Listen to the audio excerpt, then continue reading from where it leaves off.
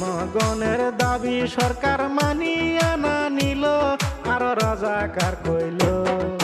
সঙ্গে সঙ্গে ছাত্র সমাজ চেতিয়া যে গেল রে, চেতিয়া গেল।